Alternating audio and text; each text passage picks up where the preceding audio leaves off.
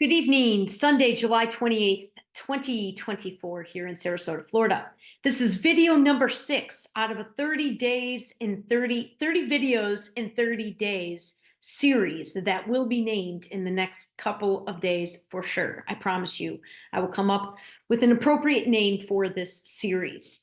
Today's video title is going to be Greatest Common Factor, as opposed to the least common denominator. Mathematical terms.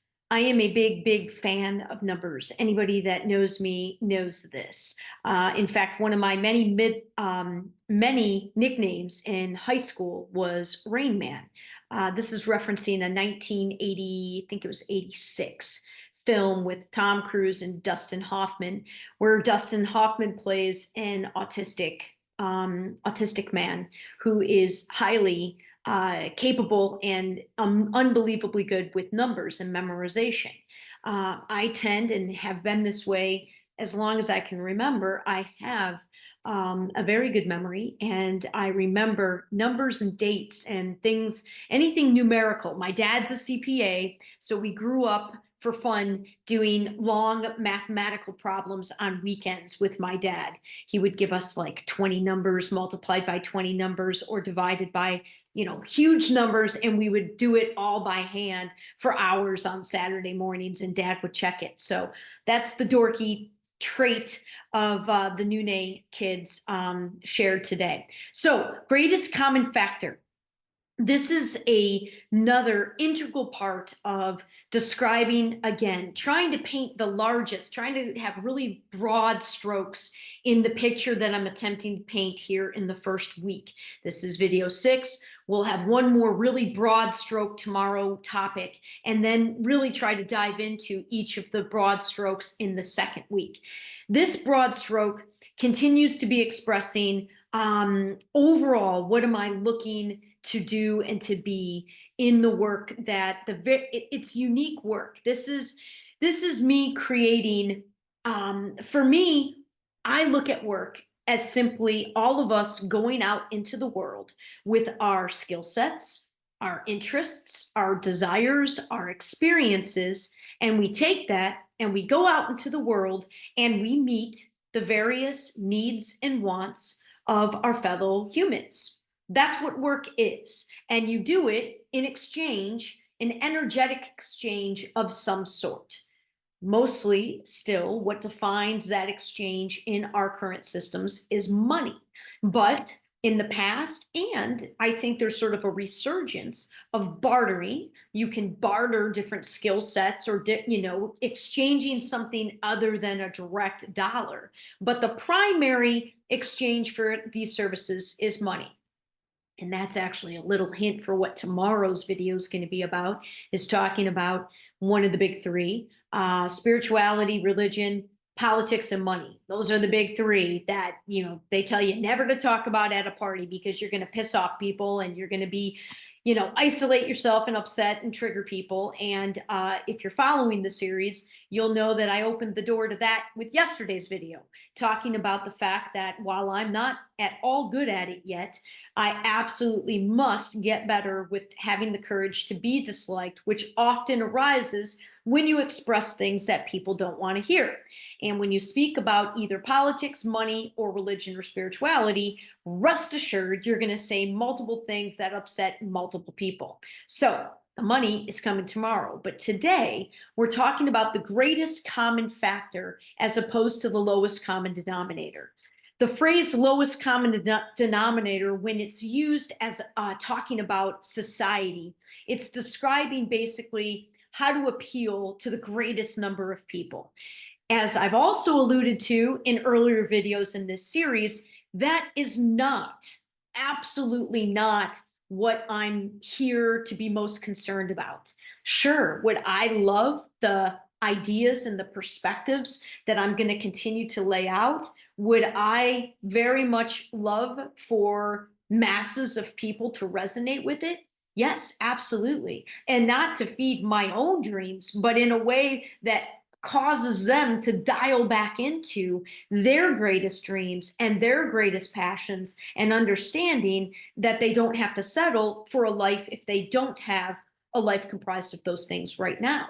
But I am not going to compromise any aspect of myself, my work, my life, any aspect of myself to appeal to a large number of people. Not going to do it. Never have been that person. Never will be that person. And in today's world, I'm going to tell you, that's a rarity for, many people can be bought in one way or another because of the desire for, we live in a world where we are conditioned from the outside to think bigger is better and fame and fortune and all of these things. So a lot of people can be bought pretty easily. I am not one of those people. Okay, so I'm not going to be ultimately concerned ever with appealing to the greatest number of people. I am more concerned with finding the greatest common factor in any and every situation. And again, trying to be a voice out there that gets us out of the box to think about work in a very different way, to think about how can we still go out in the world and perform work and receive income for it in a way where we're not having to accept working for companies or people. I'm mostly alluding to the fact that in a few decades, we're probably going to have quite literally three companies that own everything on the planet: Google, Amazon, and who knows, they're already probably, I don't dive down the rabbit holes of who owns what, and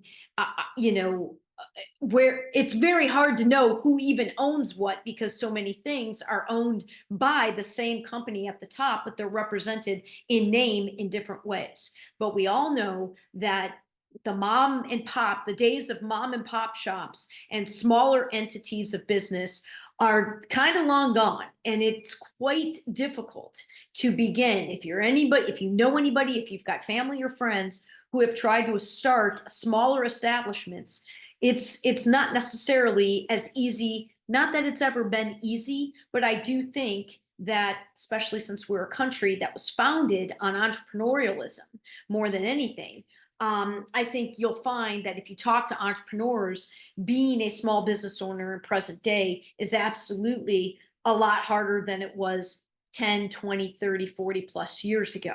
So, all to say, this is about shaking the world of work up. This is getting out of the box. And I don't have a copy of my book handy, but my little book is all about this as well.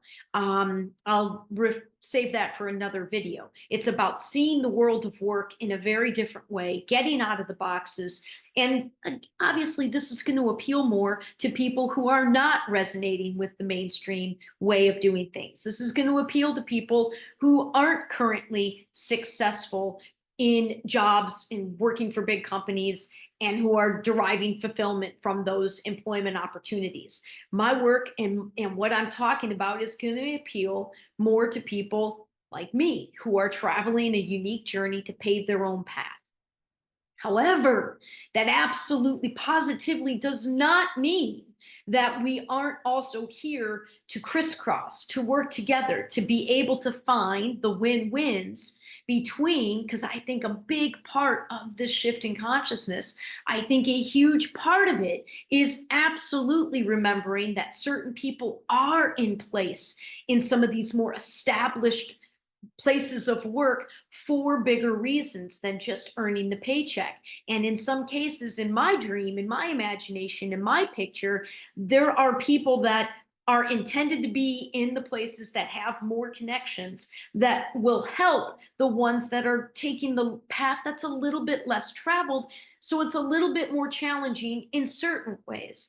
I'm not saying that having a mainstream job and working the standard 40 plus hour a week, 50 weeks a year isn't challenging in its own right. It absolutely is. Remember, not intending judgment, trying to harmonize, trying to find the win-wins, the greatest common factor between whatever you're going out there to do, finding the greatest commonality with others instead of looking to fight over what's different, finding the greatest ways that we align. Now, how do you define the greatest ways? Well, again, it's kind of up to the people or the players or the individuals that are coming together to try to organize themselves to achieve something out in the world. To me, the greatest common factor, to define the great part, that means for me, when people are engaged with their passion, when they're doing something that they're absolutely wanting to be present to do, they're playing a role that they want to be playing, they're excited and thrilled to be doing what they're doing. It greatest could also be where their greatest skills lie, where their experience can benefit the most people, or the project itself. um, the greatest could be the greater opportunity for learning and expansion. It really is up to the small groups of people that come together to define what that looks like.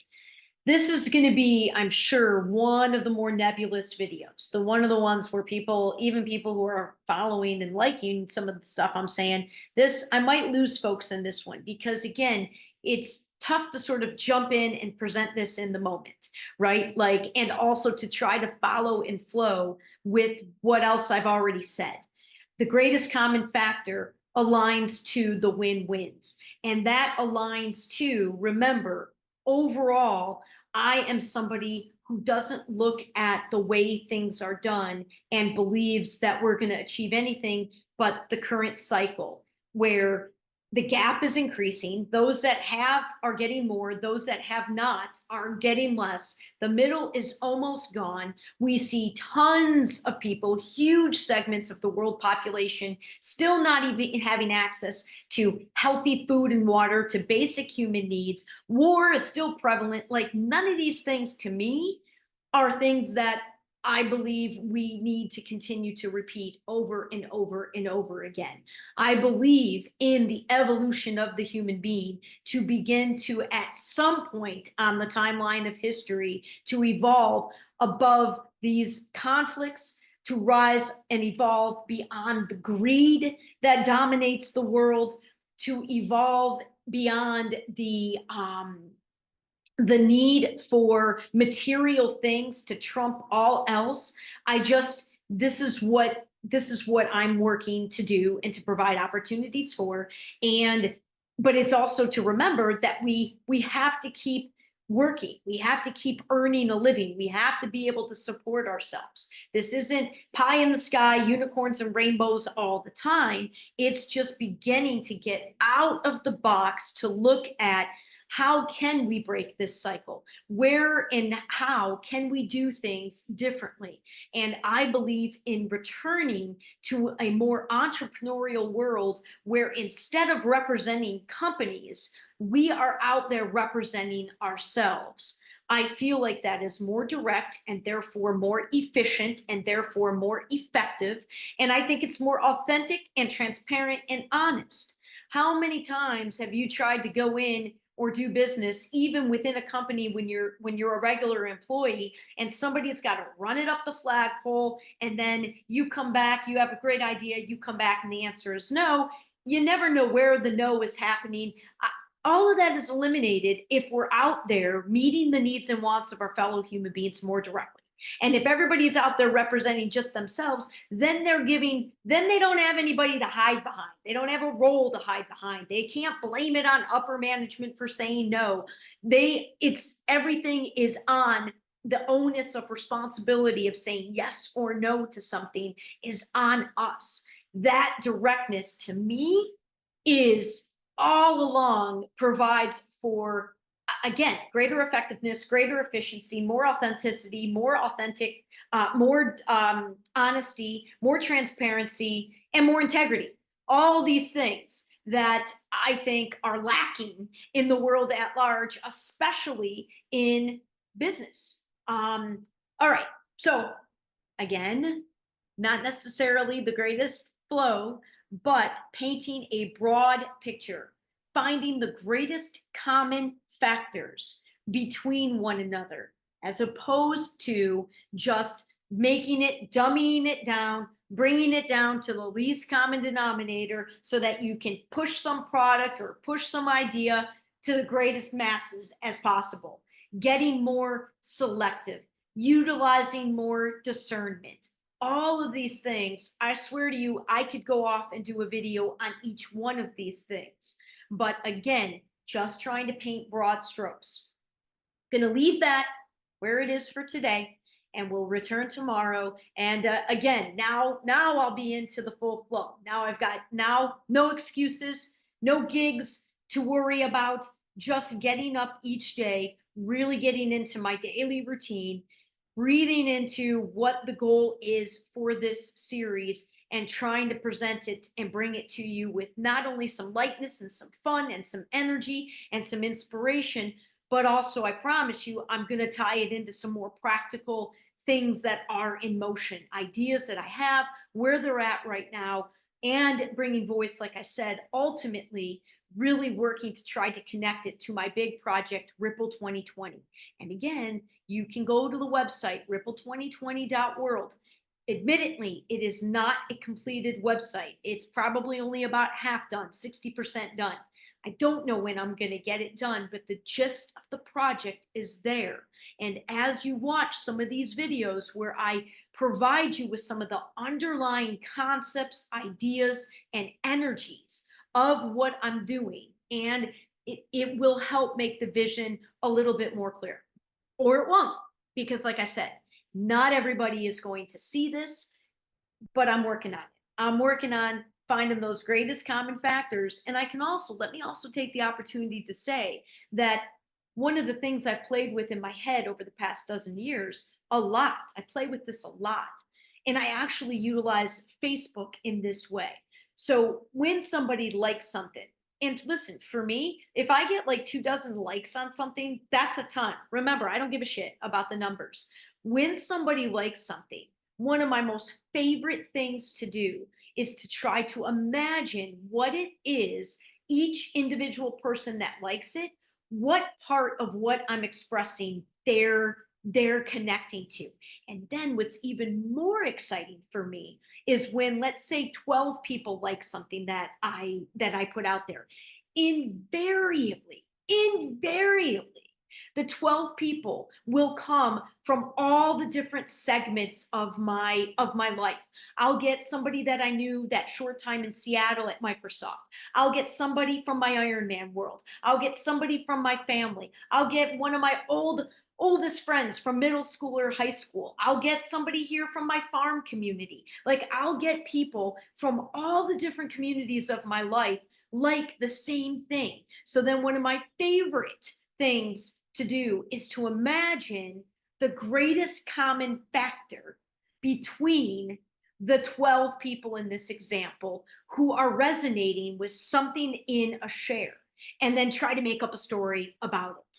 I have thought about this so many times, and I will do a little example of this in one of these 30 videos, probably more towards the end, but I do this all the time. It's one of my favorite exercises involving the greatest common factor. That's a perfect way to end the video. All right, thanks for watching, and we'll see you tomorrow with video 7. We'll see if the series name comes to me tonight. Okay, thanks for watching. Have a great upcoming week ahead. All right, bye.